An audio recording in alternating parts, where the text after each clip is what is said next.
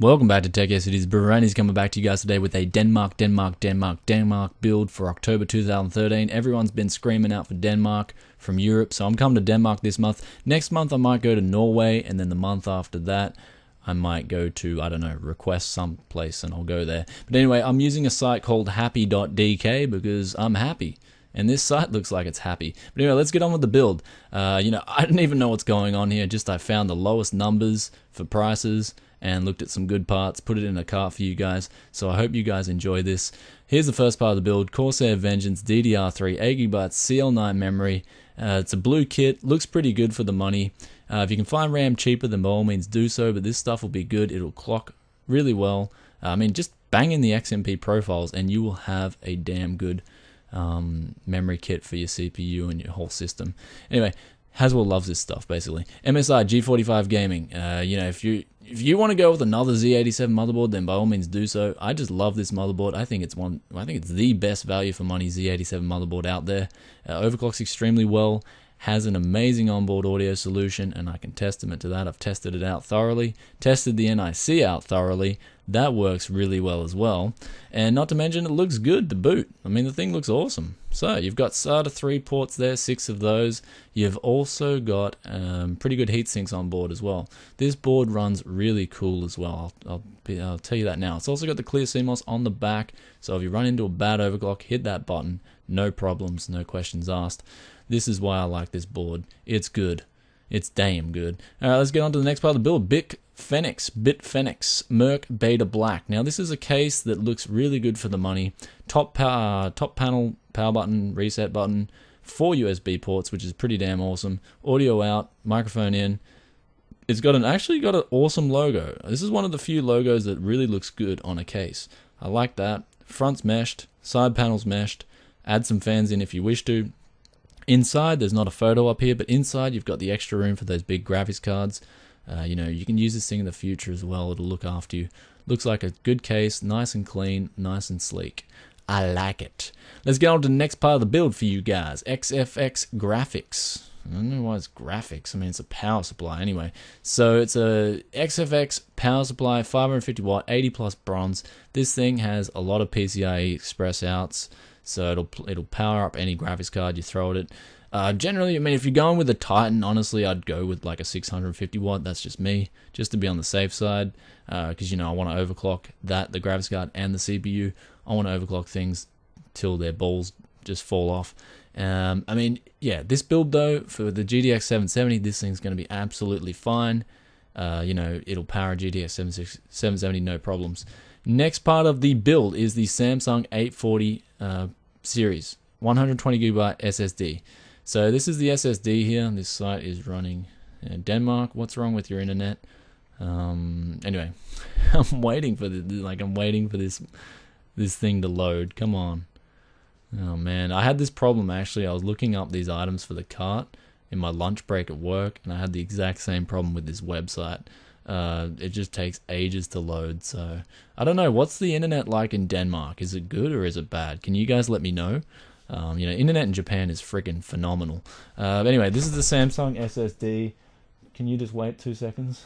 Literally just wait 2 minutes. Sorry, my wife's she wants to have some dinner. I'm going to get soon. Little baby, just hang on 2 minutes. I got to get this build done. Anyway, Samsung SSD, 773 Kroner.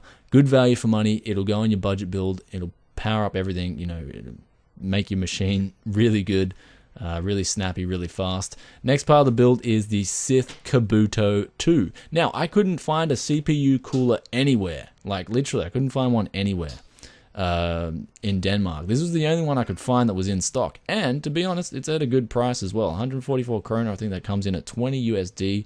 Really good CPU cooler for the money. It's going to power this Haswell machine absolutely fine. Socket 1155 as well. Good value for money.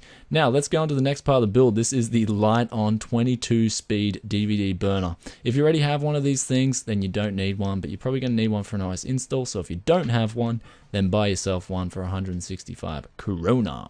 Now, next part of the build, one of the most important parts of the build is the graphics card. GTX 770 overclocked.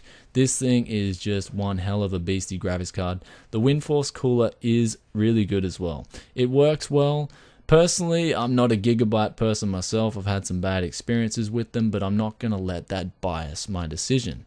It is good value for money at 2,800 Kroner. I don't even know how much that is in USD, but it was the cheapest GTX 770 overclocked edition I could find. Not to mention it's pretty good. So this thing will just annihilate any game you throw at it. It'll be good on 1600p as well. If you wish to make a 1600p build, this thing will support that pretty damn well. 1080p, 120 Hz, it'll dominate most games. Battlefield 4 though looks pretty damn intensive, so I'm keen to see how that runs.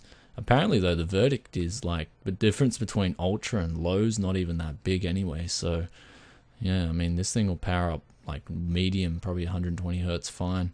Anyway, next part of the build is the Corsair, not the Corsair, the Intel Core i5 4670K. Now, this is currently the highest IPC on the market. I've been saying this in every budget build. Amazing CPU.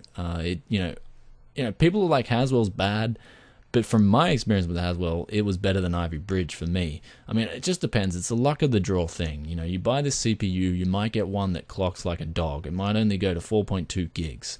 But my one will go up to 4.8. I'm going to test for 5 soon. So if you get lucky, test it out. If it boots at 4.8, then you may wish to think about delitting it and put that Sith Kabuto to its knees. But this thing is definitely a good CPU. 4 cores, it'll just really romp the games, romp a stomper, shaved head. That's what it'll do. So awesome CPU there for the money. Last part of the build is a Western Digital Caviar Black. Now, I couldn't even find the Caviar Blue on this website, but the Caviar Black came up. It was in stock. 654 Kroner. Comes with an amazing warranty. These things come with a 5-year warranty, and they just work. So their 654 Kroner doesn't seem like a bad deal, I guess. I'm not sure. Is it like the conversion rate 18 Kroner, $1 or something? So anyway, that brings the whole total to 8,800 Kroner. So, if you guys have a bit of, if you want to save money, then definitely do an FX 6300, 970 chipset motherboard, and take the SSD out, and maybe go for a GTX 760. That's if you want to save money. If you want to go extra on, if you've got Kroner out the arse, if you've just got Kroner everywhere, you're like, Brian, I'm a baller, I want something bigger. GTX 780 in there, 240 GB SSD, and a 650 watt power supply. That'll look after you. Anyway, guys, I hope you guys in Denmark enjoyed this budget build. If you have any questions, please send me a message or please leave a comment, and I'll get back to you as soon as I can. If you like this build, please give it a thumbs up. And I will catch you guys very soon with some other videos now. So I'll finish the month for the budget builds. I'll be coming with the normal tech vids now. And peace out for now. Bye.